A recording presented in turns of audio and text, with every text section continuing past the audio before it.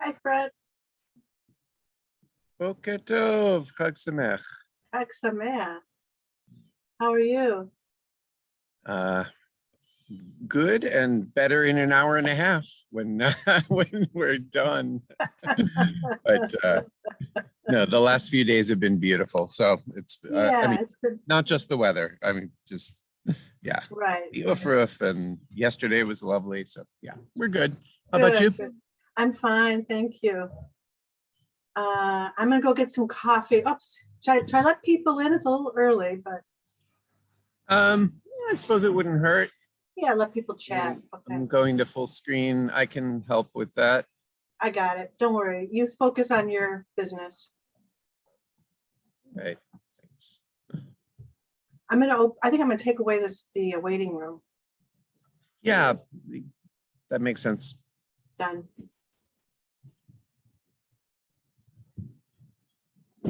Good morning, Jerry. Good morning. Sounds like you were up late with the big celebration. That was so beautiful yesterday. Thank you.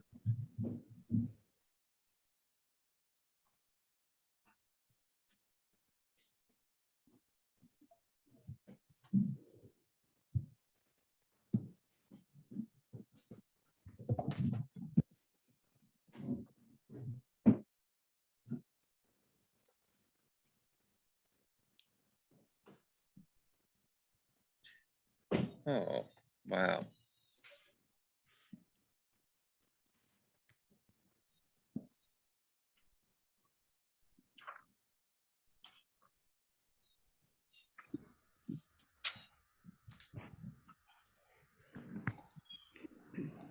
Good morning. Chag Sameach. Chag Sameach. Jerry, it was so lovely to celebrate with you last night. And Thank you very much. I didn't realize the confluence. I knew that the birthday was coming up, but I didn't know the exact date. So thank you for sharing it with us. Last night was lovely by Zoom. It was a little dark, I have to say, though. Yeah, we still have some lighting to work on. We had to use our imagination, which is not a bad thing. It's good. Hi, Ethel.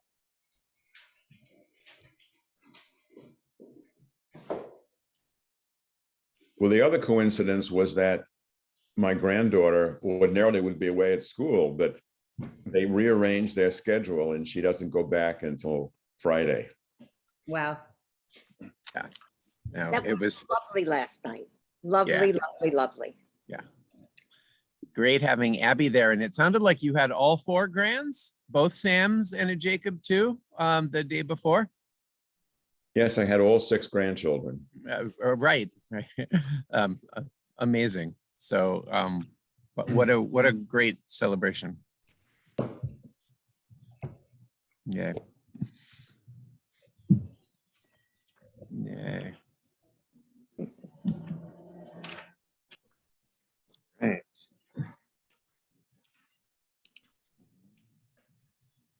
Na, na, na, na, na, na, na.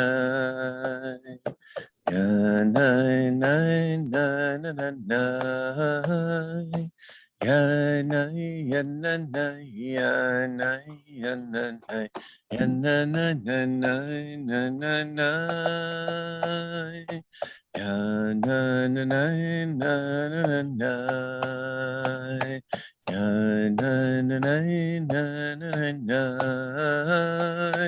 Ya, na, ya, na, na, ya, na, ya, na, na. Ya, na, na, na, na, na, na, na. Ya, na, na, na, na. Ya, na, na. Ya, na, na. Ya, na, na, na, na, na, na, na. Ya, na, na, na, na, na. Ya, na, na, na, na, na, na, na. Yanai, yanai, yanai, yanai, yanai, yanai, yanai.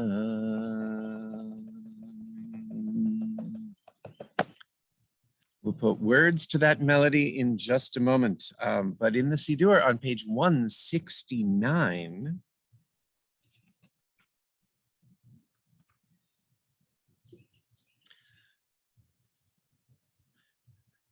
and actually even before that 165, there is a connection between soul and Torah that we're going to get to in just a moment. So 165 for the soul, and then 169 for Torah, which is traditionally part of the morning blessings that we usually omit because we're getting to Torah later. Today it makes extra sense. Elohai neshama shenatata bi tehorahi.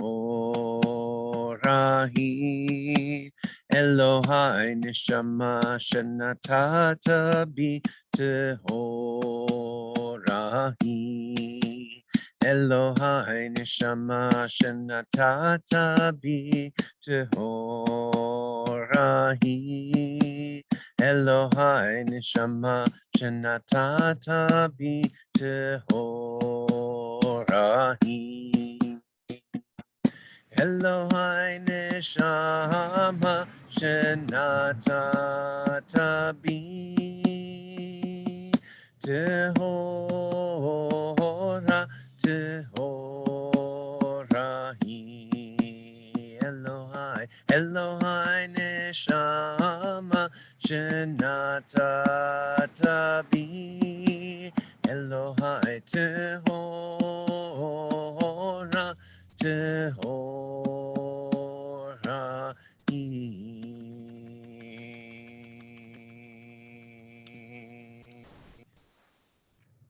Baruch atah Adonai asher biyado nefesh kol chai v'ruach kol basar.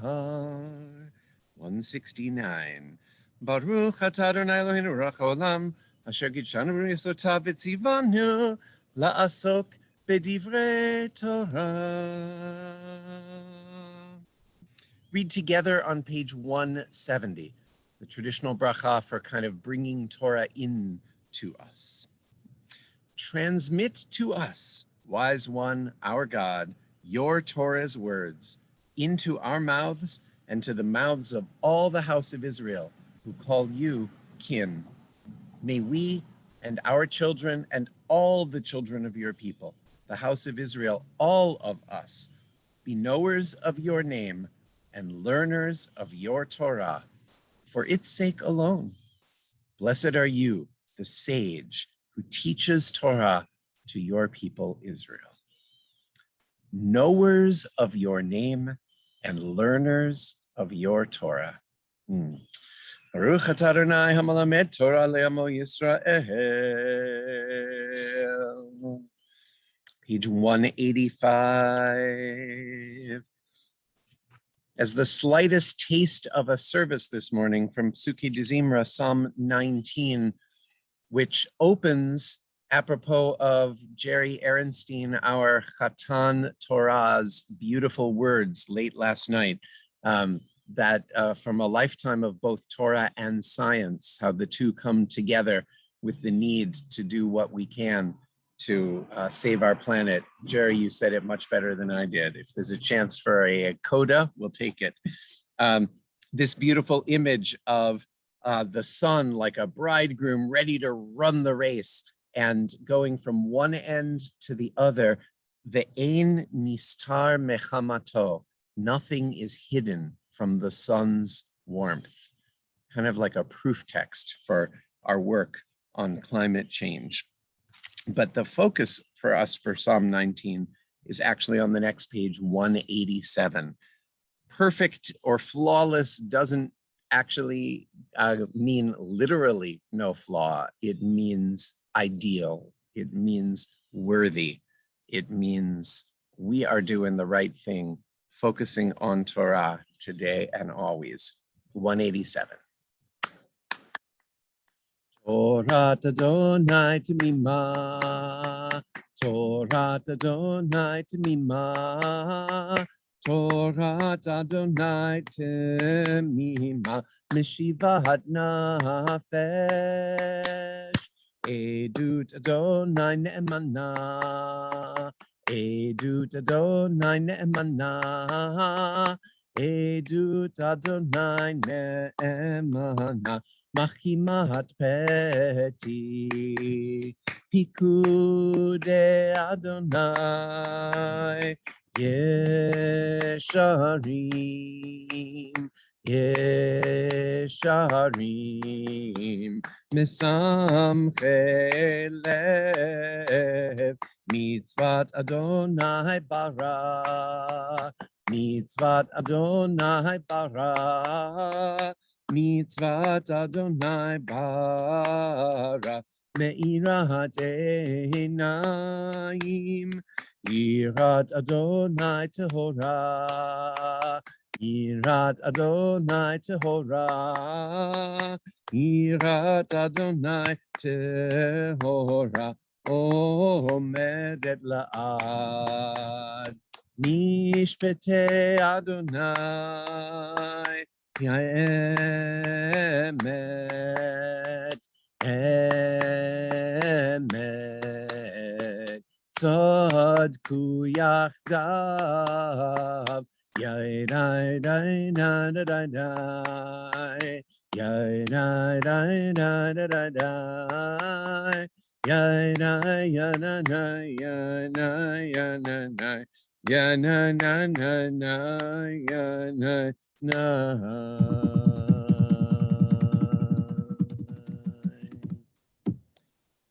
If you look on 186 at the bottom, the connection between Elohai Neshama, the morning blessing for soul, as promised, followed by the blessing for Torah, Rabbi Kaplan used to say, if you want to discover the truth of a God statement, invert it.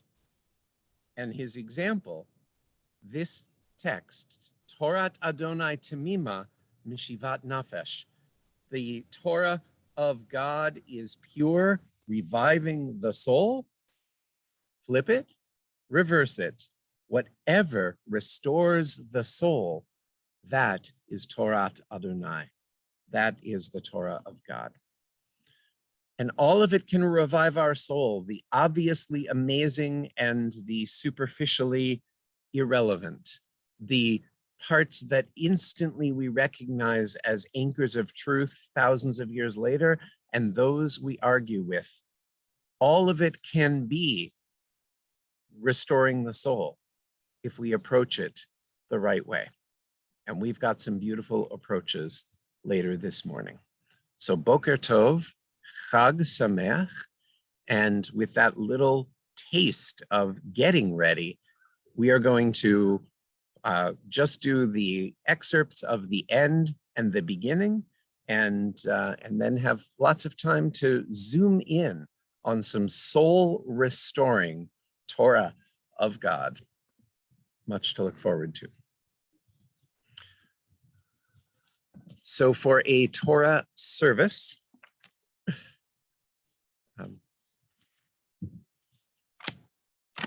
Rachel, anything Chagi, or we're just do a... We wanted to share the traditional ending verses of the Torah, which I think we're going to hear from Kayla in just a moment, and then transition from there to the Haftarah, to the text from chapter 1 of Joshua, and then to Parashat Breshit. So we complete the circle going one direction and then begin it again in the other direction. So I was hoping that we would just turn to... Yeah, no, that we're going to narrate that after Breshit. I'm sorry, after Deuteronomy. But just in terms of like setting the tone here, page 387. I mean, there's no liturgy for Shemini Atzeret for taking out the Torah. No more Hoshanot, right? The sukkah is empty. Where the machzorim are put away for the year. It's a real wrap-up moment. So page 387, the last three lines. Be'anarachetz v'lishme kadisha yakira ana amar tushbechan be'anarachetz v'lishme kadisha yakira Ana amar tushbechan Yehera v'kodamach v'tiftach libi behoraita v'tashlin mish'alin delibi v'liba dechol amach Yisrael letavul chayin Ve'lishlam Amen.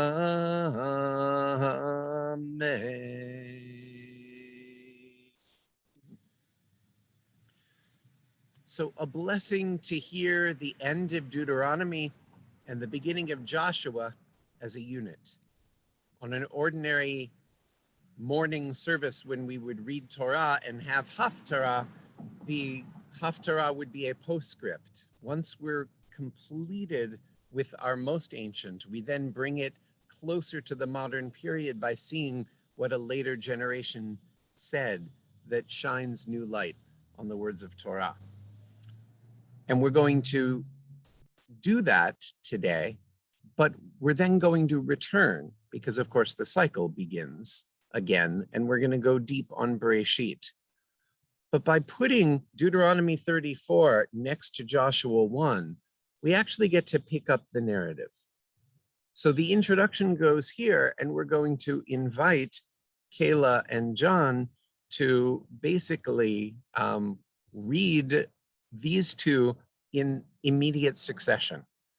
And you will hear how modern scholarship has come to understand, as many of you know, that one of the voices of the authorship of Torah, sometimes called D for the Deuteronomist, that D is actually the largest author we have of biblical material, because it seems that Joshua and Judges and Samuel and Kings, 2 Samuels and 2 Kings, that's 6 books, the first 6 of the prophets, along with the prophet Jeremiah, are all written in the same style with the same theological concerns as Deuteronomy itself. And it is entirely possible that when we read that King Josiah in the 7th century BCE found a scroll and said, oh, let's all read this, that wasn't the entire Torah that was lost, that was Deuteronomy, that was this new revelation composed perhaps by Jeremiah himself or perhaps by a school. But you will get the way that it's basically the next day. Moses dies, we mourn, we move forward. And there's something so powerful about remembering time's arrow, which on the one hand goes straight into history. That's Joshua. And on the other hand, bends and twists back in circles, and that is Bereshit. So Torah, Haftarah, and then Torah. Embrace time's arrow flying straight for now. And in a moment, we'll have the chance to celebrate how all our life's a circle and things keep coming around again. The years keep rolling by. So, page numbers, I saw the request anyway, here we go. 1426 in the newer Plaut Chumash is Deuteronomy 34:1. I happen to have an Eitz Chaim in front of me, and it's on 1210 there. Anyone have the older Plaut Chumash? 1582. Thank you. 1582. Excellent. Right. Since Jerry is with us, would you be willing to reprise your Chatan Torah Aliyah? Much lower key this morning. No chuppah.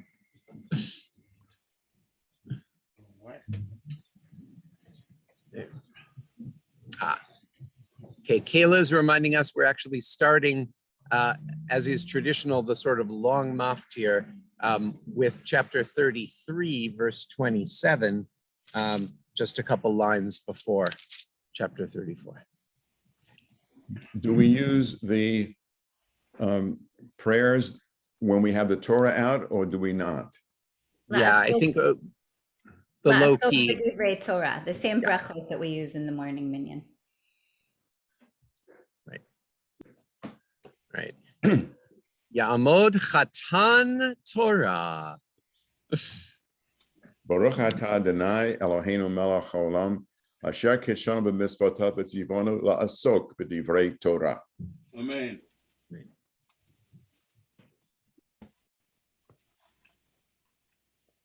Kayla, you need to unmute.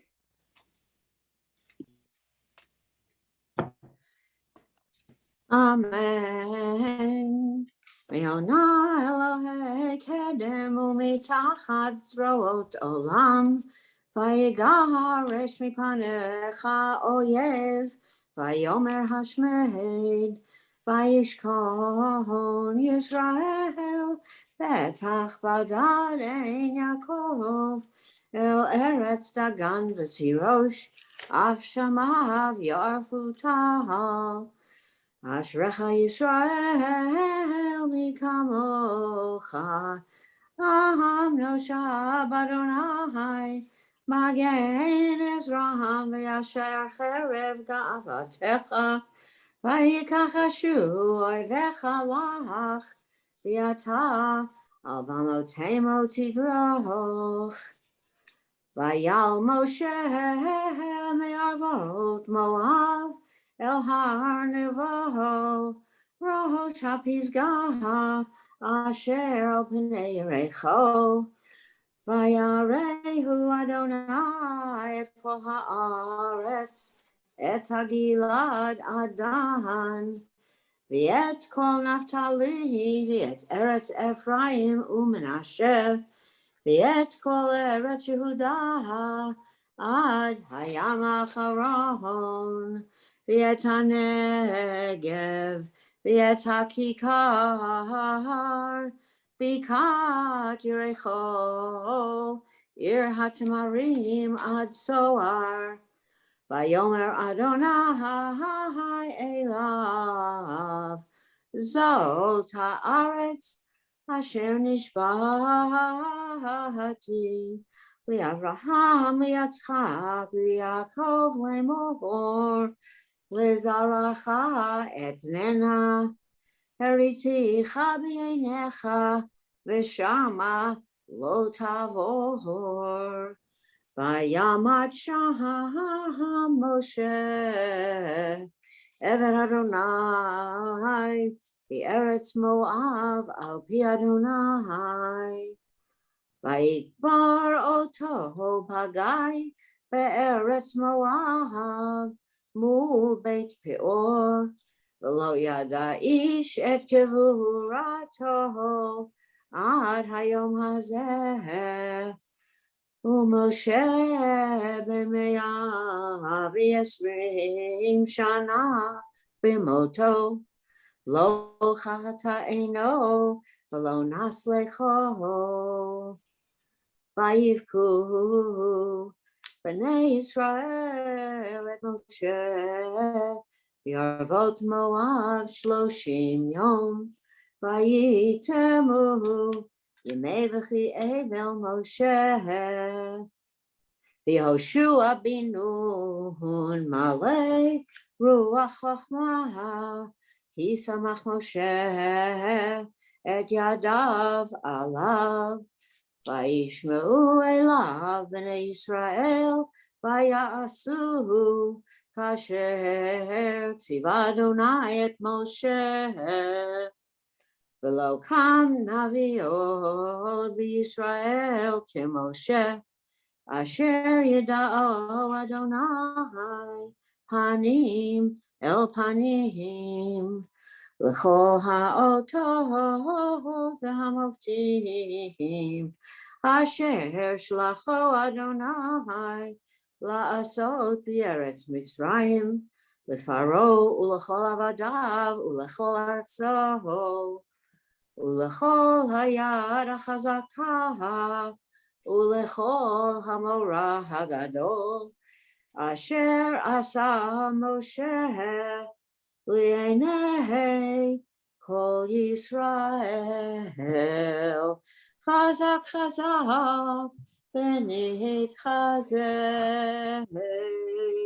חזק חזק ונתחזק.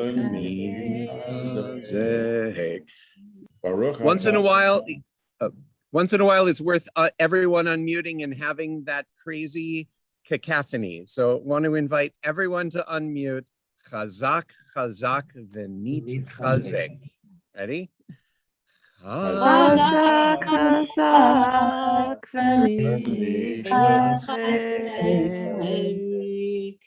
Baruch atah Adonai hamelamed Torah la'amod Yisrael. Man, Yasher Koach to both of you. Thank you so much, Kayla and Jerry, again for 9 decades of incredible presence in community and in world. You deserve Chatan Torah. And as simple as that, let's just hear Joshua chapter 1 as the logical continuation, same style, same vocabulary as the death of Moses. John. No, Fred, John is reading Breshit. I'm sorry. Right. So I'll just read some of Rachel. Joshua. Yeah, Thank so you. join me if you're looking at the newer Plaut Chumash, it's page 1445. And Carol Stern has let us know the page number in the older version. Wherever you're looking, you want to be looking at Joshua chapter 1, beginning with verse 1. Vayhi acharei mot Moshe eved Adonai, vayomer Adonai el Yehoshua bin Nun, משרת משה לאמור, משה עבדי מת, ואתה קום עבור את הירדן הזה, אתה וכל העם הזה, אל הארץ אשר אנוכי נותן להם לבני ישראל. כל מקום אשר תדרוך כף רגליכם בו, לכם נתתיו כאשר דיברתי אל משה, מהמדבר והלבנון הזה, ועד הנהר הגדול נהר פרת, כל ארץ החיתים ועד הים הגדול, מבוא השמש יהיה גבולכם.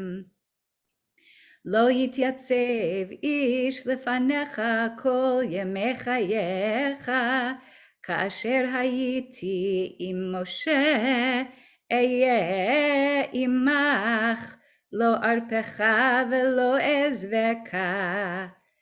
חזק ואמץ, כי אתה תנחיל את העם הזה, את הארץ, אשר נשבעתי לאבותם, לתת להם. And I'm just going to now go to the very end, verse 16.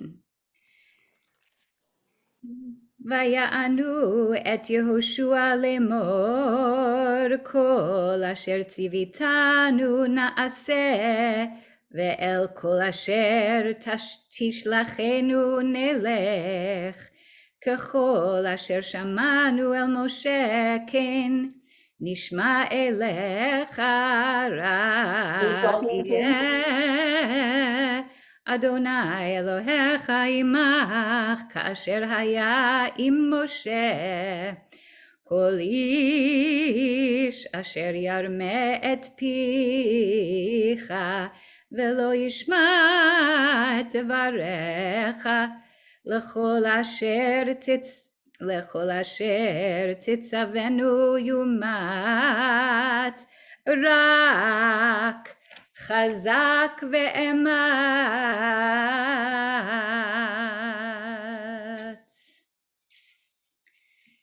I was not planning to include the brachot this morning. We're treating these, at least in part, as a chance to hear them in the form of text study.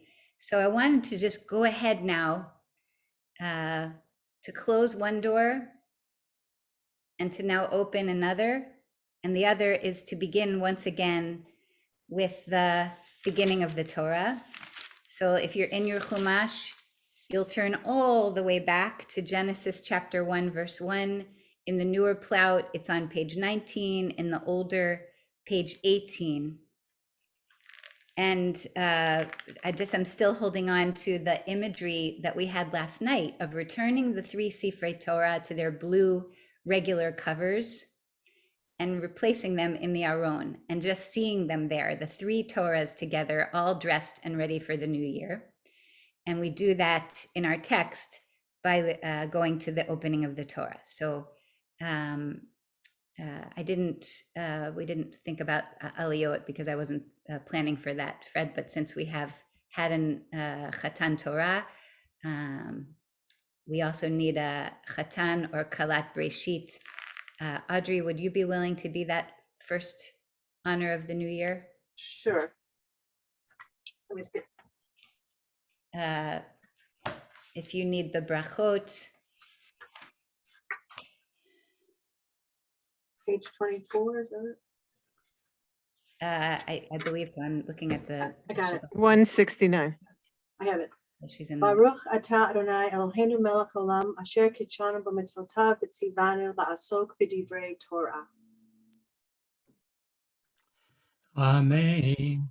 Bereshit bara Elohim et hashamayim ve'et haaretz v'haaretz hayta tohu v'hu v'choshek apnei tahom v'ruach Elohim merachefet apnei hamayim v'yomer Elohim ye or v'hi or Vayar Elohim et ha'or ki tov, vayavdel Elohim ben ha'or uven chosher, vayikra Elohim la'or yom, v'lachosher kara laila, vay'erev vayvoker yom echad.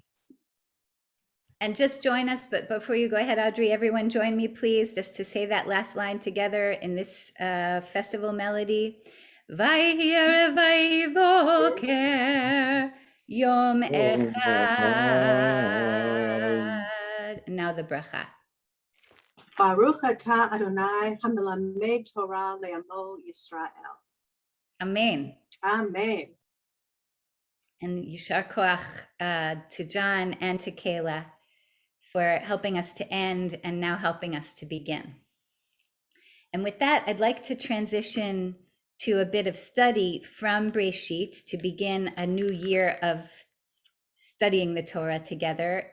And I want to look with you at one very famous moment in the opening parasha of the Torah.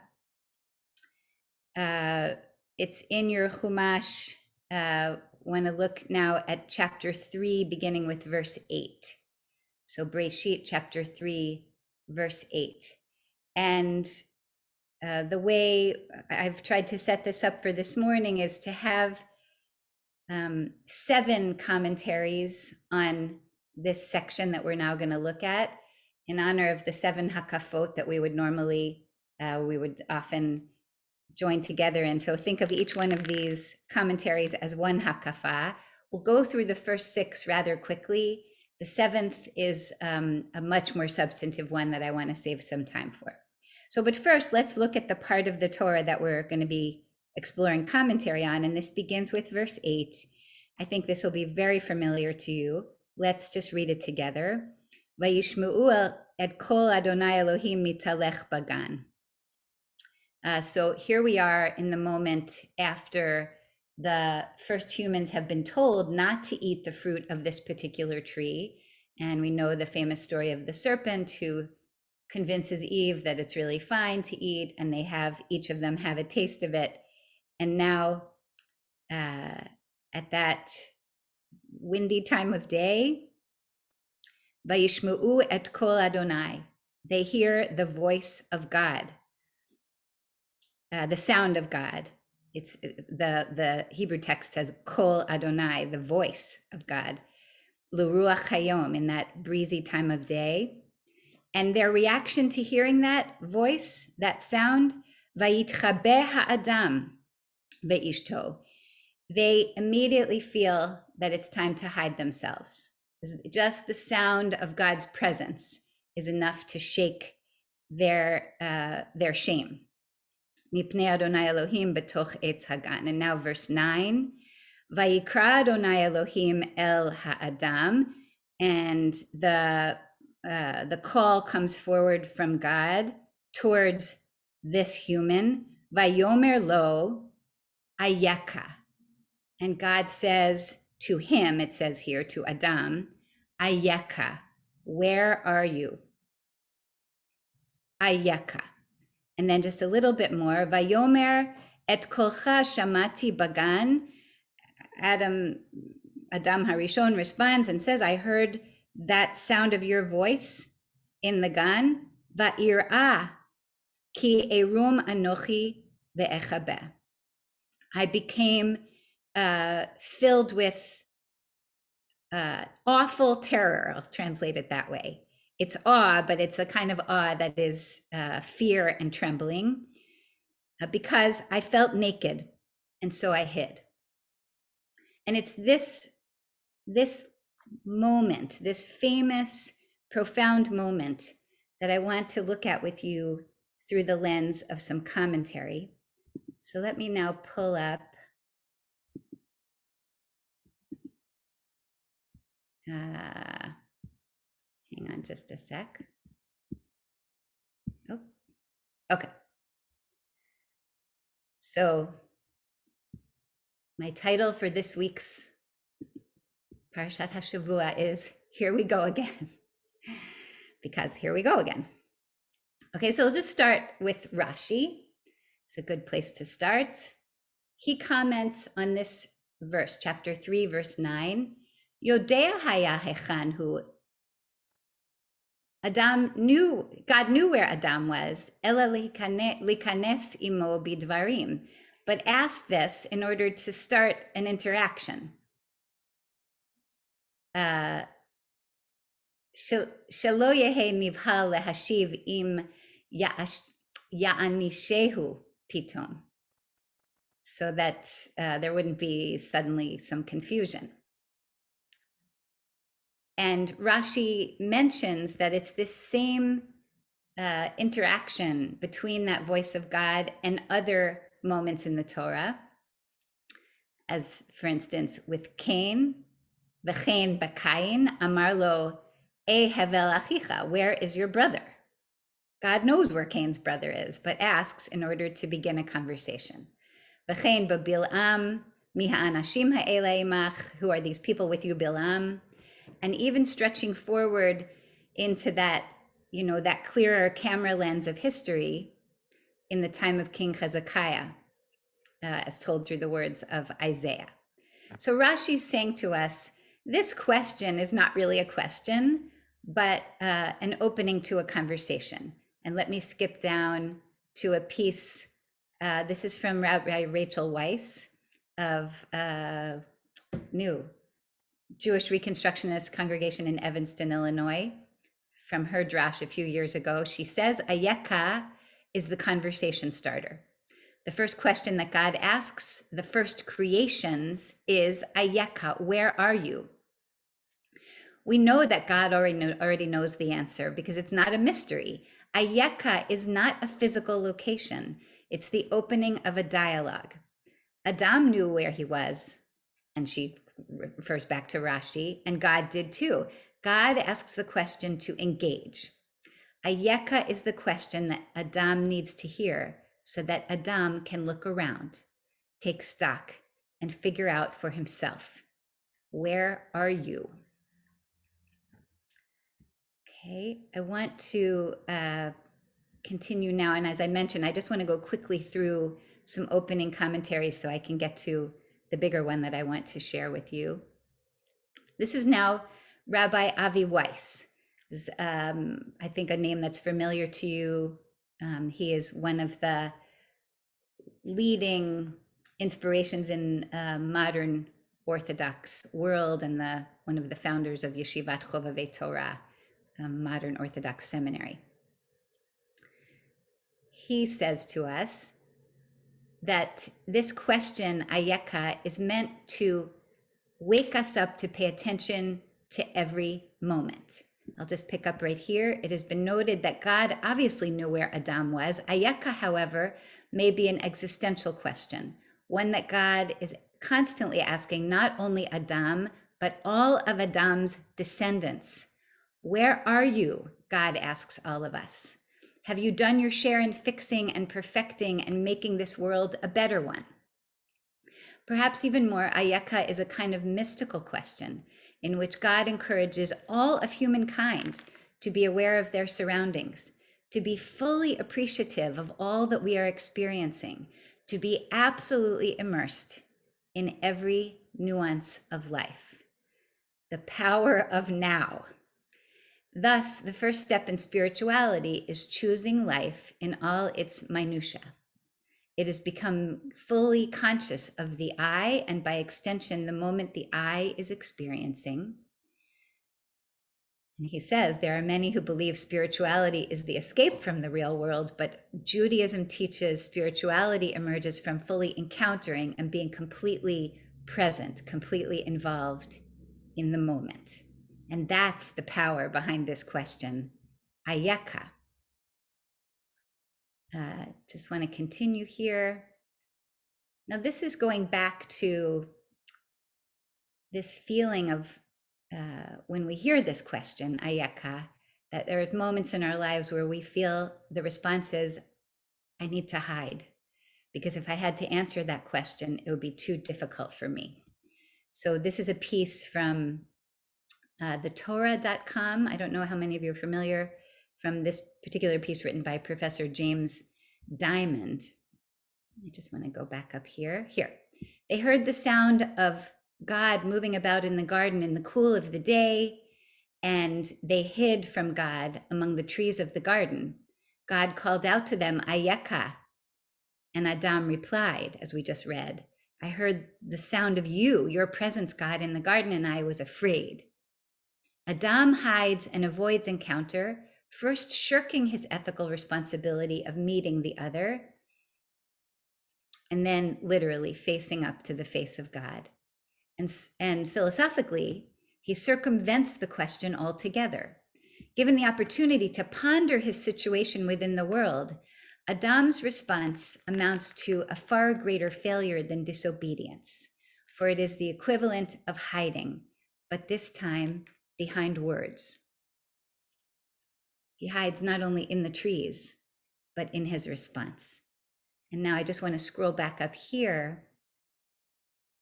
Before we go on to, as I'm mentioning, this fuller piece, I just want to end with this little segment from Sanhedrin 38b. V'amar Rav Yehuda says, in the name of Rav, Adam Harishon min hayasha ne'emar, that Adam Harishon was actually questionable in his connection with God. And then we have the same verse here being quoted again. Where are you, Ayeka? And Rabbi Yitzchak, in this conversation among the sages, says, actually, Adam's response was so much shame that he actually drew his foreskin forward. He, in other words, undid the covenant because he felt he had so badly transgressed. And he quotes here to support his theory about the foreskin from Hosea, and they, here I'm looking here, and they like men have transgressed the covenant. And it is written here, and the uncircumcised male who is not circumcised in the flesh of his foreskin shall be cut off from his people. He has broken my covenant. This one is, it's such a harsh judgment against Adam because, of course, at least according to the text of the Torah, circumcision hadn't even been invented yet. So we're dealing with questions of shame and hiding, and then how do we respond to this most central question that the Torah is asking Adam, and by extension, asking all of us. And here's where I'd like to turn to a much longer segment by Rabbi Art Green. And this is from his book, Radical Judaism. I want to recommend it. If you haven't read it, or if you haven't read it in a long time, it's not that big. And I admit that I picked it up looking for something that would help me calm down in the middle of the night in the weeks leading up to the holidays, and found myself drawn in even more to what he has to say. So it's not good if you're looking for something to put yourself back to sleep. So I'm going to now go ahead and share. This is a somewhat long segment, and I wanted to ask if some people would volunteer to read parts of it. Hang on, I just have to get that out of the way. And this is what Art Green has to say about this, excuse me, this moment of calling Adam into awareness. So I'm going to begin, and then Beth Sperber-Ritchie, I can't see you right now because of the sharing, but would you be willing to continue with that second paragraph? And if others would be willing also, because we have a bit to read through here. Okay, so he begins first. In the long march, I should explain that this excerpt that I'm sharing with you comes out of a much longer piece in which Art Green is talking about theology through the lens of evolution, including Darwinian evolution, the theories of evolution that we've now come to understand and appreciate as part of our paradigm. He says, in the long march toward increased complexity and ability of species, the emergence of the human brain is an important and transformative moment. We humans represent a significant step forward in the evolutionary path toward the self-articulation and self-fulfillment. Let me make this bigger. Can I? No. Sorry, I thought I could make that People bigger. can make it bigger on their own screen by going to view options at the top, usually, Okay. and then it says zoom ratio, and you can make it bigger if you need to. Okay, all right, thank you. If the purpose of the journey is one of manifestation or becoming known, the development of our powers of reflective consciousness are surely key.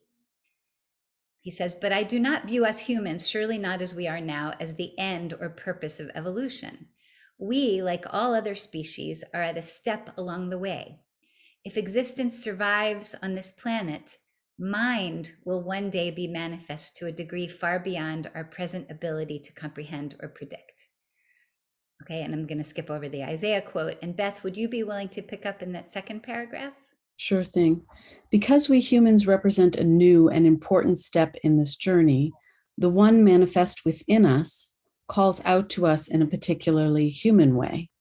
It addresses each of us with something more than the cry, survive, that is its instinct-born call to note. That is its instinct-born call to every creature. We children of Adam, that's how you say human. Right, you can skip the part that's not bolded. I was just trying to save some time. We children of Adam are addressed with the word the God of Genesis used to call out to the first human, Ayeka, where are you? The indwelling one asks this of every person, of every human embodiment of its own single self. This question means, where are you in helping me to carry this project forward? Are you extending my work of self-manifestation, participating as you should in the ongoing evolutionary process, the eternal reaching toward knowing and fulfilling the one that is all of life's goal? That is why you are here, tumbling and stumbling forward from one generation to the next. What are you doing about it? Great, thank you so much. So he starts out Art Green starts out by placing this question from our verse, from chapter 3, verse 9, Ayeka, as the central question of not only the Jewish connection with God, but I think he's going to extend it to all of human experience. And he's now going to frame this in 3 ways. And so we'll go now to the first way. And again, there's some long parts here that are unbolded, and that's just, it's very much worth reading, but it's just to save some time this morning. And I was going to ask Shlomo Cohen if you'd be willing to go on here where it says, "Where are you?" calls out to us in 3 distinctly human dimensions. Okay. Where are you? Calls out to us in 3 distinctly human dimensions. The first of these is mental or intellectual. Are you stretching your mind to move forward, to carry on the evolutionary process in the realm of understanding, as we think in ever more sophisticated and refined ways about the nature of existence and its unity? Evolution does not end with the emergence of humanity. The process continues unabated, reflected in the growth of societies and civilizations over the millennia.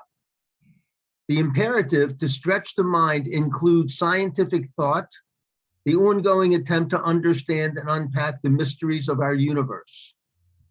But it also... Sorry, did I go too fast? So yeah, you don't skip the unbolded part, if you can see that, but there's a little bit more here. Where are you? Where are you? Are you stretching your mind to its fullest to know the one?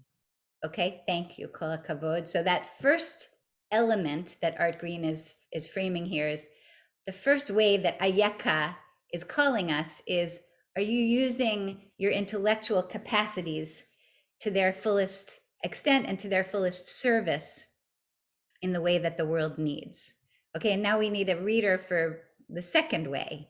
Sorry, I'm not able to see all of you. So let me see here. John Niles is Rachel, willing can I to read? read. Okay. John, and then who was the other person who was volunteering? It was Marcia. Great, Marcia, we'll give you the ending, okay? The second way in which this "where are you" calls out to us involves a stretching of the human heart to become more open, more aware.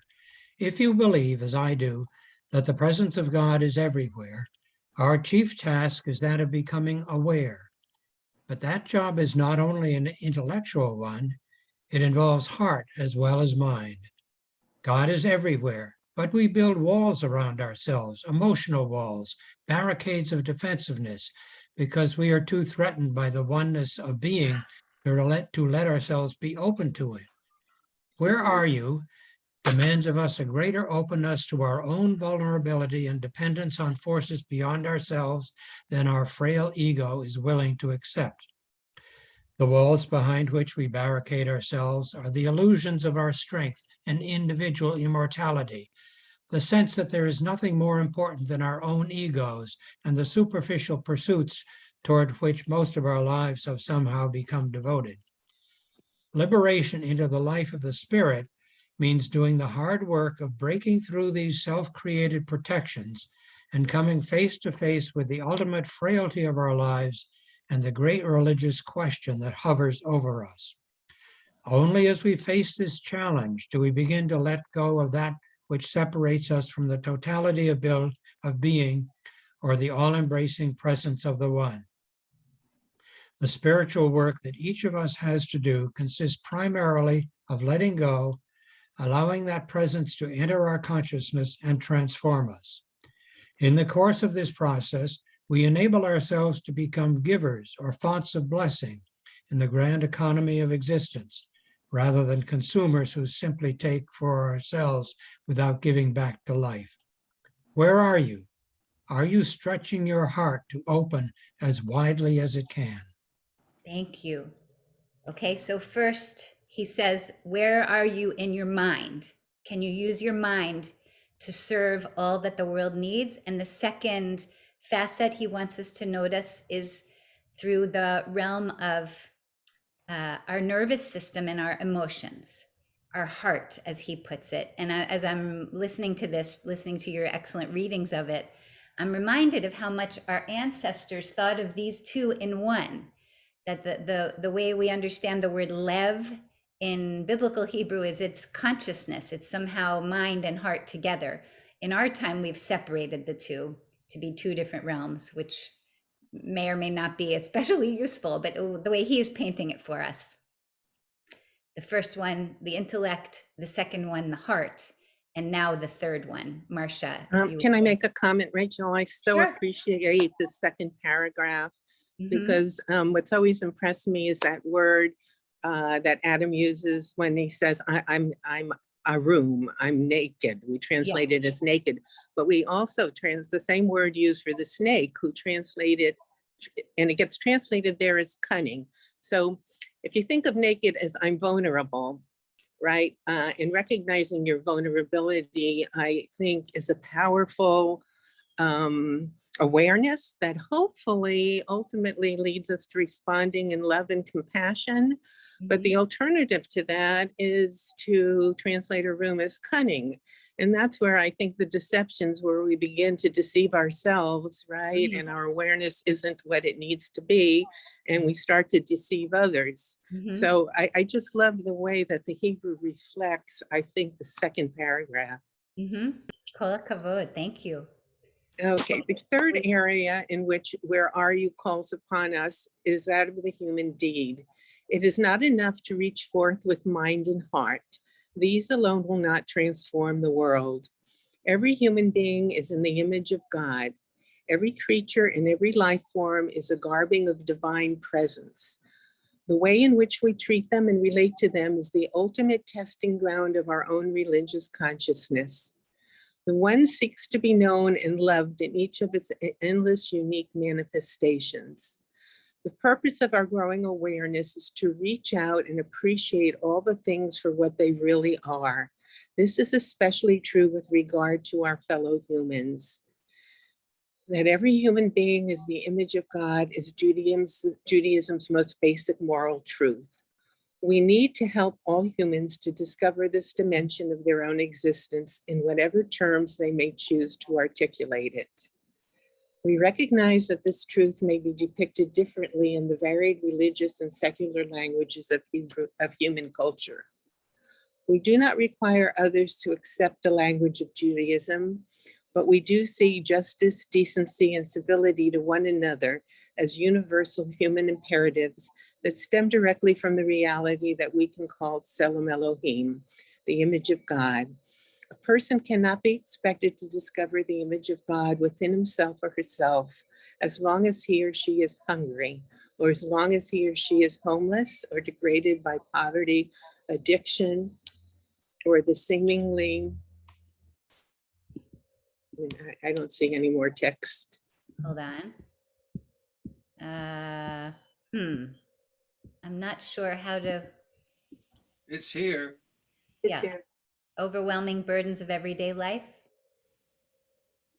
Okay, Finish this, just maybe it's- somebody else should take over Yeah, because I've got it. I'll do Our it. task has to be to lessen and lighten those burdens as ways of helping all to see the radiant presence that surrounds us and fills us in each moment. In the realm of heart, it was illusory walls we had to remove in order to see that light. But in the realm of deed, the forces that block out the light are quite concrete, social, political, or economic barriers, and they too have to become the object of our attention as people and communities of faith. Where are you? Are you engaged in the work given to you by the call of God? I almost feel like we could just drop the microphone and walk away, like that's it. I have a few things I'd like to share with you as just my own understanding of what he's saying and what it's come to provoke for me, but I just wanted to pause here and open the space to see if others have responses. Marcia, you were sharing, and Shlomo, go ahead. I think the writers of Torah here present such a basic and overwhelming problem for human beings. What we have here is Adam and Eve gaining knowledge, although the one thing there is even though God has commanded us not to eat here, our desire for knowledge will even overcome this command, don't eat from it. Mhm. But the problem with that nature, with our nature of seeking knowledge, is that gaining knowledge creates the self.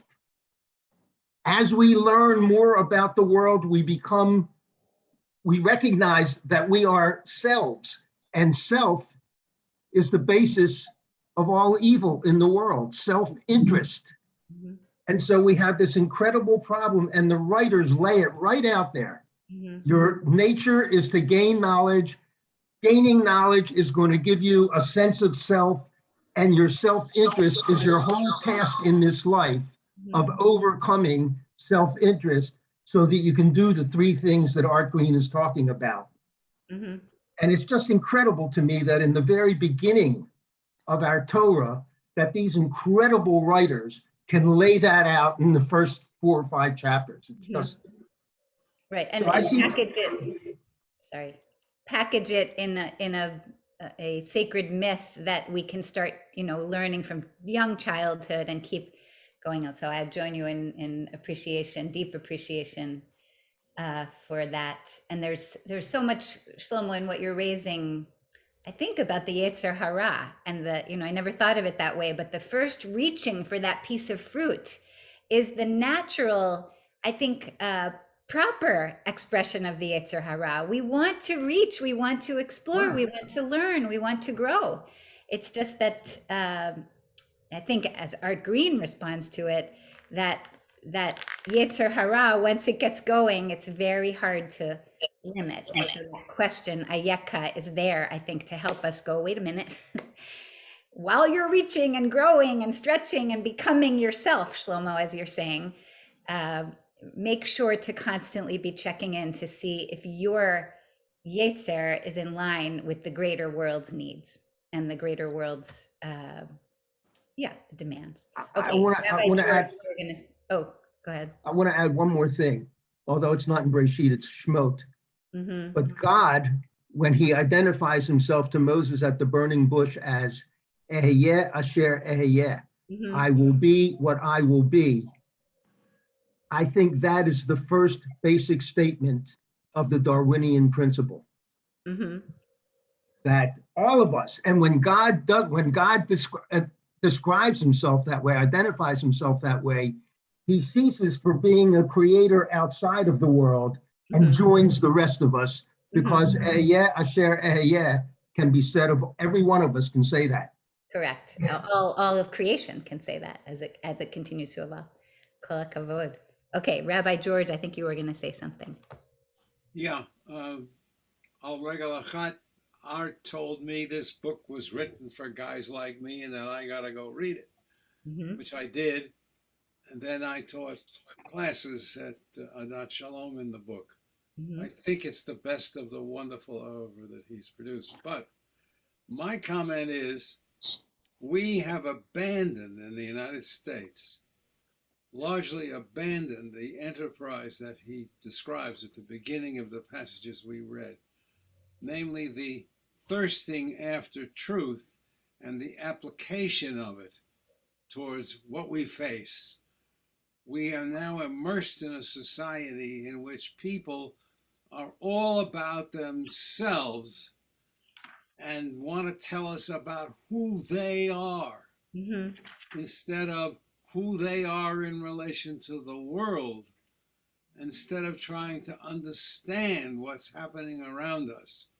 And our leaders are doing that to a remarkable extent, and our commentators overwhelmingly so. And I think it's driving us, frankly, to self-destruction if we can't figure out a way to stop it or curb it. It can't be stopped, but curb it. Yeah.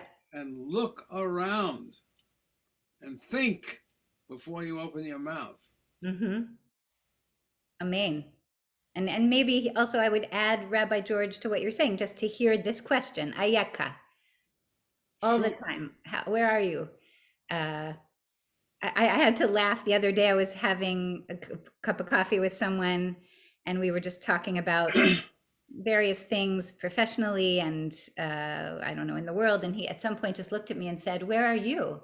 And I I said, "Well, there you go, quoting Genesis again." It's just such a big question. I think in that moment he just meant, like, how are things with, you know, the holidays and how's life, or what are the kids, all that. But I heard it in a much bigger way. There's much more to say here, and I wish that I could just leave a little more space for a conversation, but I want to be mindful of time. And I have a couple of things I just am really itching to share with you. Two things. So one of the two is, I'm always interested in the possibilities for how we can translate ideas into ritual practice.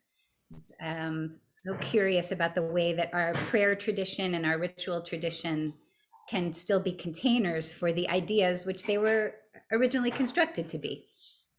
And reading through this 3-part analysis of this one little question, Ayeka, Art Green puts in front of us, put me in mind of the end of the Shema.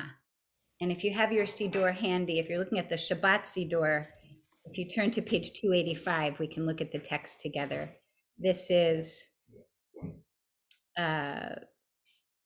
it's from Numbers chapter 15.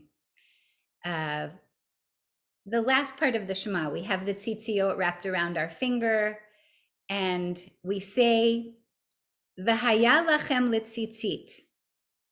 And here are your tzitzit, uritem oto. So first you have to see them. And in my mind, I was trying to link that with Art Green's, you know, part 1, which is the mind, being aware and saying, oh, here is this important ritual moment in front of me. And then the second verb, uzachartem et kol mitzvot Adonai. In noticing these tzitziot that are wrapped around my finger and taking stock of them, I then have to open myself to the practice of the mitzvot. As uzachartem is to take note or to remember, and I guess I'm stretching it a little bit to be connected with that quality of heart awareness that Art Green is asking us to see in his analysis. So first I see my mind is awake, and then I take note and remember, my heart wakens up and turns towards the mitzvot. And then the last verb, va'asitem otam, and I have to do the mitzvot. So it's the same trajectory. It's awakening the mind to help open the heart, and the only response can then be to become active in the world. Not just to do the mitzvot because we're commanded to do the mitzvot, but to think of the idea of mitzvah in a much broader sense, not just the 613, which of course many of which we can't even do anymore because they're temple related, but the idea of living a life that's aligned to these higher values and which calls us to be engaged in trying to solve the world's problems. I'll close this part just by noting, as I'm sure that you all have heard this before, but I just think it's a beautiful connection. There are some who read Ayeka in the Torah as Echa. It's the same letters, it's spelled the same way, but makes a different sound. Echa, which is the beginning of the book of Lamentations, which is how this whole season of exploration, of realignment, of teshuvah, of reaffirmation begins.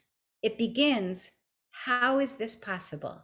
How is it possible that things have become degraded to this point where I'm sitting in ruins? I'm sitting with Jerusalem in ruins all around me. I'm now going to recount a number of terrible things. Echa. And we go through these weeks of exploration, of praying together, of being together, I don't know, virtually or not, of holding the lulav and etrog together, finally last night of dancing our little tuchuses off with Torahs in hand, so that we can land here with Ayeka. Now that you've been through this whole process, Where are you? And how will you go forth into the new year? I'm so grateful to have this tradition that keeps pushing us to ask, to turn back again and again, even in the midst of a time of enormous chaos and distress, which is where we are now. We might say, Echa, right now. I read the newspaper most days, and that's what rises up for me. Like, oh, and I want to try to turn that into Ayeka, because Ayeka is a question that I can continue to try to answer for myself and in my desire to engage with the world. Thank you all so much for tuning in this morning. We're going to end now with the Yaris Kaddish, the Kaddish for completing Torah study, but we have the enormous, wonderful gift of Chazan Mike Zusman, who's with us. I thought I saw Libby on your lap a few minutes ago. Yes, she was. She's retired since. I understand. That's her prerogative. So, Mike, I was hoping this could be the full Kaddish. Yeah, sure. Which is in your, if you have your Shabbat Siddur in hand, you can go to page 381. And Mike, we will join you for the communal verse in the middle, but otherwise we're going to travel through the year with you as you wish. Page 381. Thank you for a beautiful study session. Can you hear me? Yes. Okay. Just a quick word about this Kaddish. So the Yaris Kaddish employs melodies that reflect the cycle of the year. And I'm not expecting everybody to know all the melodies offhand, so I'll just quickly tell you that it doesn't follow necessarily the arrow of time, as Fred said, but reflects the circle. In this particular setting by Cantor Greg Yaroslow of blessed memory, who passed away last year, you'll notice that we travel from the high holidays and various permutations to Sukkot and Simchat Torah, and then Shabbat, and then Hanukkah. And then we go to Tu B'Shvat and Purim, Pesach. So we're sort of following the trajectory here. Geshem, which we recently have recited, Sephira, the counting, Shavuot, and the melodies of Shavuot, Tisha B'Av, which we just referenced with Eicha, that started the season, Yom HaAtzmaut, back to Israeli Independence Day, and then we'll close. Just a quick 30 seconds about the cycle of life as well. I just found out that the young boy that I've been working with at NIH from Peru has passed, and leading to his passing, he was having dreams of his father who had passed from COVID, and they were getting closer and closer over the time. And so what we consider time, I believe, is cyclical. And there's so much more than we know. And I'm blessed to know that this tradition reflects that. And I just want to offer this Kaddish in his memory as well. His name is Jaher, which is the Portuguese variant of Yair, the enlightened of God. Jaher Alexis Arastegui Garcia, son of Renee and Nancy. Yitzkadash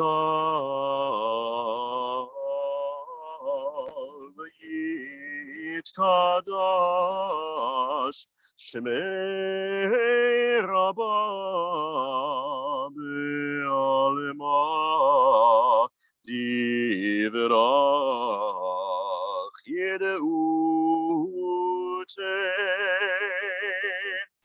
Ve'amlich Malchute B'chayechon Ubiyomechon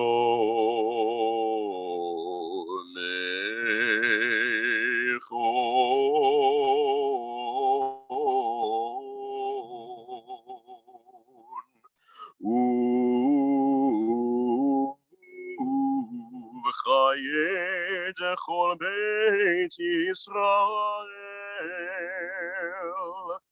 בגלה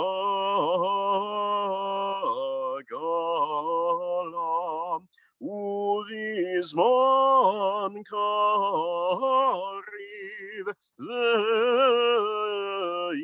ואמרו אמן. יהי שמי רבה מברך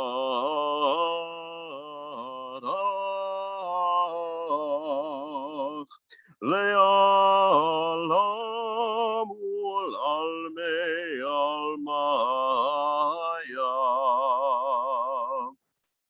יתברך, יתברך, יתברך, יתברך, יתברך, יתברך, יתברך וישתבח ויתפאר ויתרומם ויתנשא ויתהדר ויתעלה ויתהלל שמי לקודשם.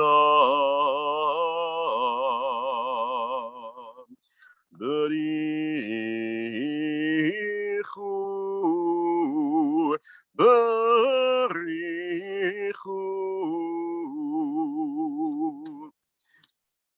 לעילה מן כל ברכתה ושירתה ושפחתה ונחמתה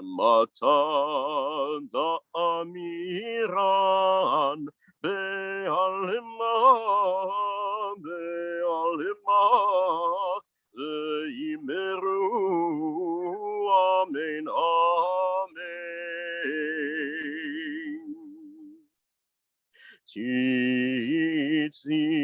תתקבל צלותינו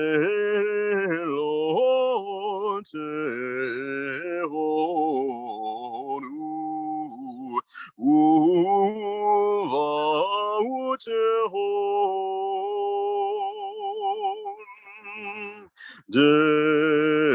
דכל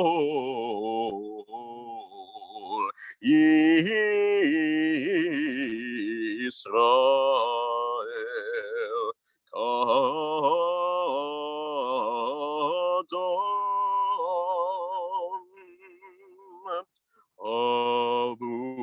אבוהון דשמיא ויאמרו אמן.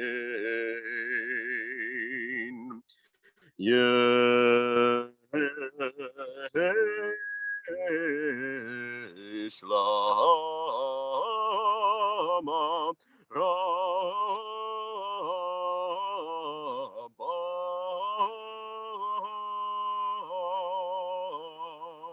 מן שמיא וחיים עלינו ועל כל ישראל ויאמרו אמן. עושה שלום במרומיו הוא יעשה שלום עלינו ועל כל ישראל, ישראל, ועל כל יושבי תבל, ועל כל יושבי תבל, ועל כל יושבי תבל, ויאמרו אמן.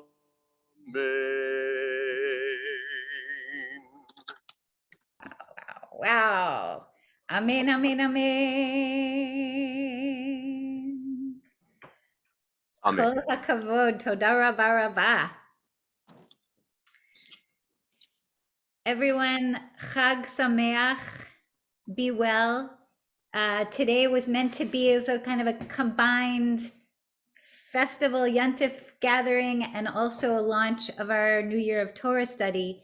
Torah study will return to its normally scheduled time starting next week, not tomorrow, but a week from tomorrow, Wednesdays at noon. And we will march forward into the year. Yay! See you Thank you, all. everybody. Thank Chag you. Sameach. Chag Sameach. Sameach. Chag Sameach. Thank you. Chag Sameach. Thank you. Thank Thank you. you. Chag Sameach. Well, Chag Sameach and Sof Chagim Sameach also.